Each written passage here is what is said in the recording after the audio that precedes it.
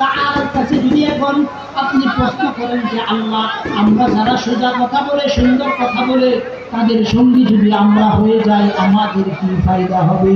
আল্লাহ তাআলা আয়াতের পরের অংশে ঘোষণা করতেছেন, বান্দা তুমি যদি সৎ কথা যারা বলে, সৎ পথে যারা চলে, যারা সিদ্দিকিন শুহাদা, তাদের যদি সঙ্গী হয়ে যাও তাহলে তোমার সর্বপ্রথম ফায়দা যেটা হবে, আল্লাহ তাআলা আয়াতের পরের অংশে বলতেছেন, আল্লাহ তাআলা চমৎকার ভাবে বলতেছেন, ইউসলিহ লাকুম আ'মালাকুম,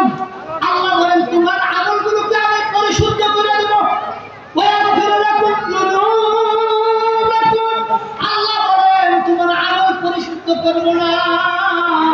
শুধুমাত্র তোমার আমল পরিশুদ্ধ করে দেব হবে না, রব বলেন তোমার আমল পরিশুদ্ধ করার পর আল্লাহ তাআলা বলেন ওয়া ইয়াগফির লাকুম যুনুবাকুম, আল্লাহ বলেন তোমার সমস্ত গুনাহ খাতাগুলি আমি মাফ করে দেব।